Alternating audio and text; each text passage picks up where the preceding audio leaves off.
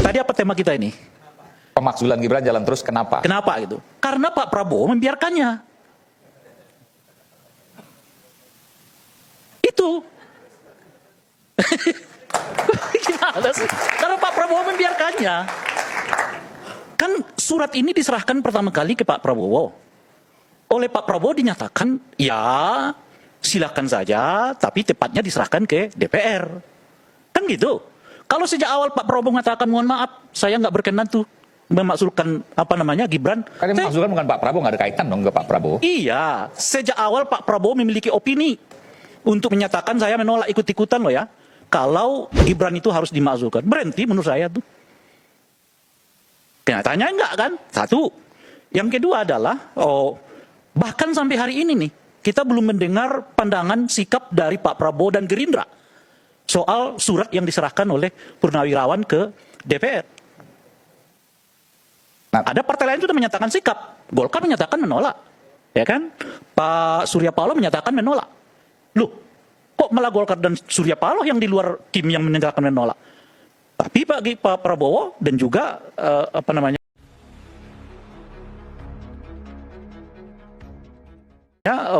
Gerindra belum punya pendapat sampai saat ini. Kan sebetulnya kalau gini loh, ini kan politik kan.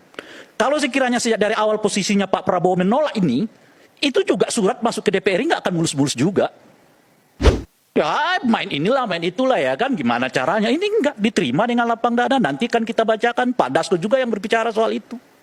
Dan sebagainya. Artinya kalau dalam landscape kultur politik Indonesia nggak biasa itu. Kalau sejak dari awal Pak Prabowo misalnya udah memperlihatkan sikapnya nolak nih, gitu ya, nggak akan semudah itu surat itu akan sampai ke ke meja pimpinan DPR. Prosesnya gitu. masih sangat panjang. Nah, itu urusan lain. Maksud saya surat itu sendiri, ya kan, itu mungkin prosesnya nggak begitu cepat gitu loh maksud saya itu. Kalau misalnya sejak dari awal Pak Prabowo punya sikap nih gitu. Nah, yang lain indikatornya bahwa Pak Prabowo membiarkannya itu adalah sepanjang surat ini berjalan, beliau selalu ketemunya kan Ibu Mega. Terakhir adalah, ya kan, 2 utusan Pak Prabowo mendatangi Ibu Mega kan. Yang unik itu adalah pesan Ibu Mega kepada 2 orang itu, jaga Pak Prabowo. Kan aneh gitu. Kan kalau respon Ibu Mega itu kan, respon orang itu terhadap sesuatu, itu berdasarkan apa input yang masuk kepada dirinya kan. Artinya dalam bahasa begini, kenapa Ibu Mega menyampaikan jaga Pak Prabowo? Menurut Anda kenapa? Ya mungkin, saya nggak tahu, artinya ada input mungkin yang diberikan kepada Ibu Mega yang mengatakan, boleh jadi di dalam ini nggak sulit-sulit amat lagi nih sekarang. Gitu. Sehingga Ibu Mega ya seperti biasa yang kita kenal, ya jagalah Pak Prabowo-nya. Tapi nggak jaga Gibran gitu loh. Jaga Pak Prabowo, nggak jaga Gibran. Gitu. Kan ini yang paling dekat. Nah, yang menarik lagi itu adalah, saya kan awalnya mempertanyakan kenapa ketika ada pertemuan para dewan Purnawirawan, Gibran nggak diundang. Setelah itu ada pertemuan lagi di Pancasila yang kemarin kan, Gibran didatangkan dan bersebelahan dengan Pak Trisno. Tapi uniknya sehari setelah itu surat masuk ke DPR. Padahal Pak Trisno bagian dari orang yang menyetujui surat itu kan. Saya kira dan saya menganggap awalnya setelah Pak Trisno duduk bersama dengan Gibran dan Ibu Mega, ini kisah soal pemakzulan ini juga berakhir gitu loh kira-kira tuh. Itu awalnya bacaan saya gitu. Karena mungkin Pak Prabowo sudah memberi gambaran, sinyal, ini keduanya udah akur nih di sini kan kira-kira gitu ya. Ternyata tidak. Ternyata 1 hari persis setelah Pak Trisno bertemu dengan Gibran, ya tentu dipertemukan di dalam forum yang dibuat di acara yang dibuat oleh Pak Prabowo itu. Sehari setelah itu surat masuk ke DPR dan responnya apa istilahnya itu ya, seperti tidak ada hambatan.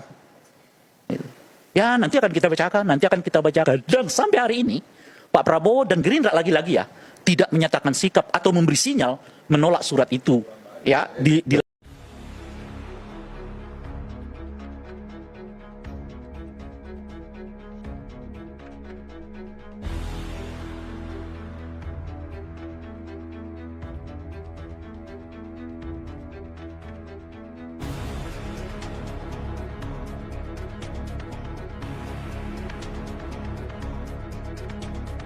itu dikasih kesempatan tuh, ya kan, hakimnya kemarin sudah diganti. Pak Soehartoyo kan kemarin hakimnya kan sudah diganti toh. Kita bicara hukum ya, kan udah diganti hakimnya Pak Soehartoyo. Ya ditanya Itu hakim yang namanya concurring dan dissenting opinion seperti Pak Saldi Isra kan nanya itu masalah bukti yang kemarin katanya masalah bansos, ya kan, masalah bansos dan juga beras kan sudah diberikan, ditanya sama Pak Saldi Isra yang merupakan putra Minang kan ya Rin ya, Pak Saldi Isra kan putra Minang kan. Nah, Putra Minang, Bapak itu dosen di Andala, saya tahu itu pakar HTN. Nah, dia kan nanya kemarin itu dalam sidang pembuktian. Ini Pak, kan kemarin itu ada juga video tuh yang dikirimkan oleh kuasa hukum 01, 03 sampai ada kemarin itu dibawa orang gitu kan. Kalau kita bicara kok kompetisi ataupun konstelasi pemilu kemarin, kan sudah diberikan kesempatan. Ya kan Rin? Sudah diberikan kesempatan. Jadi apalagi yang kurang? Kalau kita membilang itu fair kan? Kalau Uncle Usman kita bahas, kan dia sudah diadili. Fair kan? Benar nggak, Rin? Saya tanya. Benar, sudah dikasih Kan sanksi sudah, kode etik ya.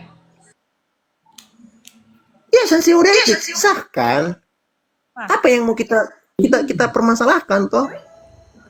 Apa kita permasalahkan? Saya tanya, apa yang mau dipermasalahkan? MK sudah selesai. Kan MK itu keluar kan setelah putusan 90. Dan ingat, siapa yang mengajukan namanya putusan 90 itu sehingga keluar putusan 90? Apakah Gibran? Subjeknya siapa? Di hukum itu ada namanya subjek dan objek hukum. Subjeknya siapa yang mengajukan itu? Objeknya apa? Itu dulu loh kita belajar hukum, Rin. Subjeknya siapa? Subjeknya si Almas. Sudah jelas. Objeknya apa? Mengenai undang-undang pemilu. Kan jelas itu. Fair dong kita. Jangan nggak fair dong kita berhidup ini loh. Nggak salah berhukum. Hidup ini kita harus fair dong. Jangan mau kita doang. Ya kalau kau mau seperti yang aku bilang tadi, Rin. Kalau kau mau ikut kompetisi, kau harus sudah siap. Kalah menang, kau tanggung itu. Kalau kita bicara gentle, jangan kau mau enaknya doang. Segala cara kau halalkan, itu kau namanya melebihi daripada, mohon maaf, melebihi dajjal kan? Kalau di orang muslim bilang, kok melebihi dajjal kayak gitu? Benar nggak? Kenapa nih kalau aku ngotot pengen Kita harus, junjunganku jadi presiden? hah? Junjunganmu Kenapa ya siapa? kalau aku ngotot junjungan? Ya junjungan aku ngotot nih. Aku yang kalah pilpres nih. Aku ngotot pengen junjunganku yang jadi presiden gitu. Nggak sukanya aku orang itu jadi presiden dan wapres. Dasarmu apa? Nggak, sekarang ku tanya. Dasarmu Ya. apa? Dasarku keinginan gitu. Apa? Loh, Ya keinginan. keinginan itu dasarmu apa? Memelata gini loh, Ririn gini loh. Gini contoh ya, misalnya nih, aku suka sama atau pengen nih melamar dirimu misalnya nih ya, aku pengen melamar dirimu toh. Dah, dasarku apa ingin melamar dirimu? Apakah karena suka? Kan nggak mungkin toh. Kita harus jelas dulu dasar kita apa. Kita suka sama, ini kita analogikan ya.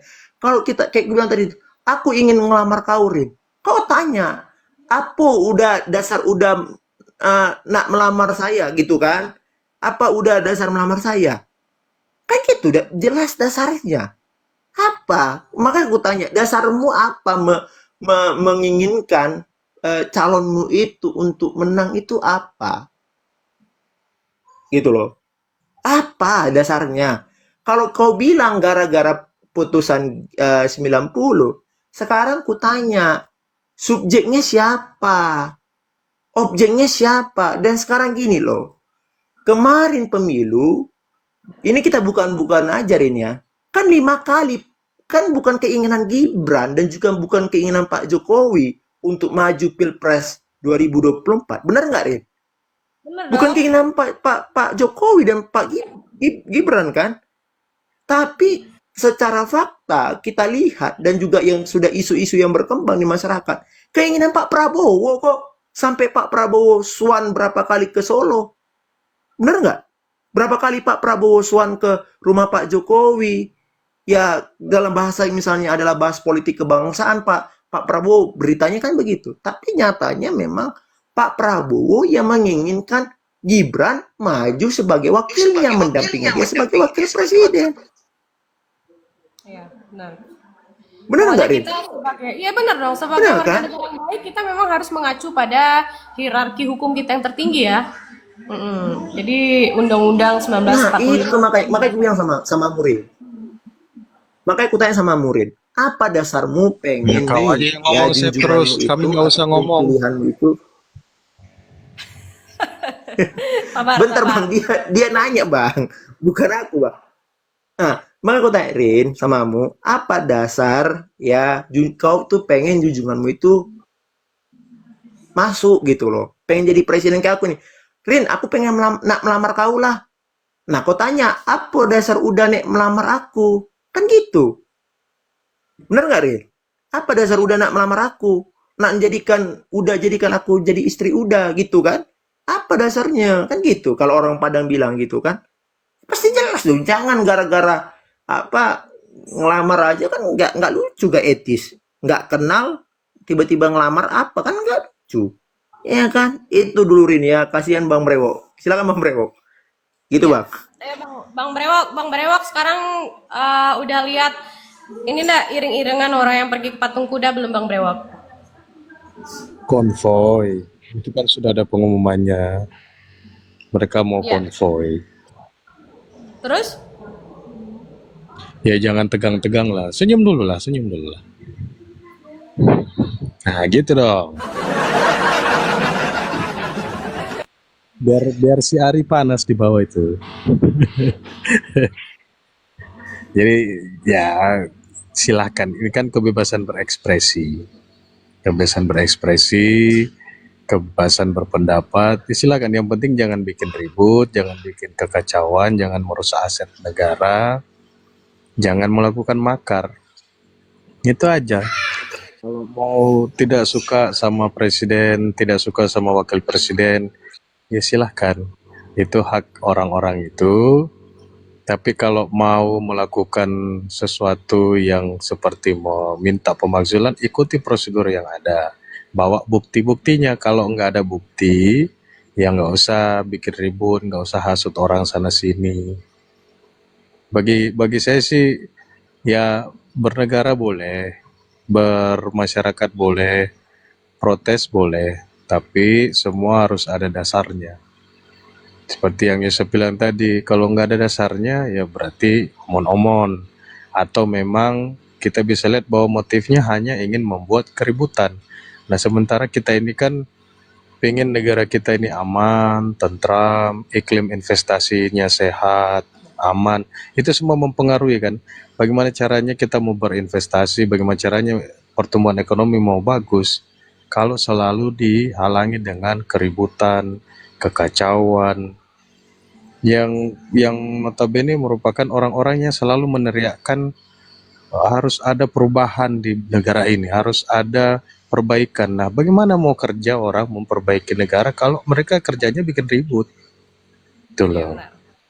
Iya kan? Jadi sudahlah, mending diam-diam di rumah kalau nggak punya bukti. Kalau punya bukti ikuti prosedur. Bagi saya mau bilang mau tuduhan apapun ke kayak Pak Jokowi, ke Gibran, ya ikuti prosedurnya, nggak usah keluar-keluar. Ada bukti, lapor. Bawa ke polisi, bawa ke DPR RI. Kalau nggak ada bukti, diam di rumah, urusin kerjaan atau urusin anak istri. Kan begitu aja. Kayak saya mau ngurusin Ririn jauh. Aduh, kapan ya bisa ke sana ya?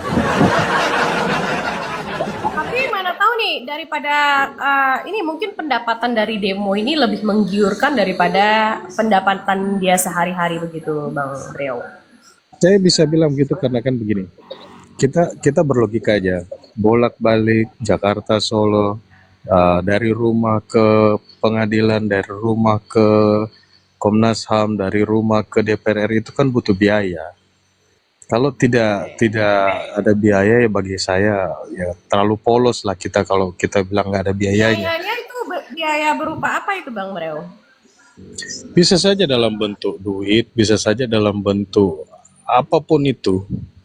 Benefit yang mereka bisa dapatkan, tapi kita nggak punya bukti, makanya kita nggak bisa nuduh.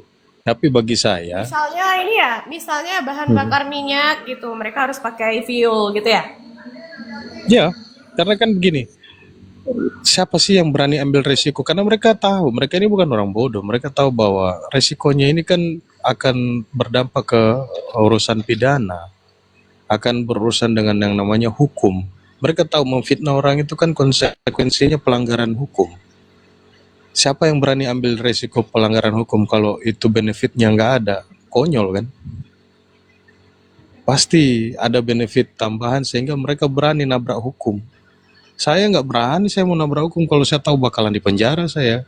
Tapi kalau ada yang menjamin bahwa kalau lu dipenjara anak istri lu aman, kalau lu dipenjara Ririn aman kita jagain, udah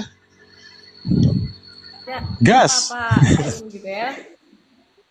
Iya kan, itu aja kok. Jadi ya udahlah, Ari sabar-sabar ya Ri. Ya. Hari yang Saya lihat sabar Ari ya. di luar nggak sabar sekali tuh deh. Jadi Tapi lain apa ya, namanya? agak lain ya. Sampai konvoy ya. Konvoy ya. Memang yang dijadwalkan itu aksinya hari ini Bang Breu, tanggal 13 hari Jumat hari ini. Ya, saya lihat memang kampanyenya diikuti. Dari tanggal 9 Kampanye. itu sudah disuarakan bahwa mereka akan ada konvoy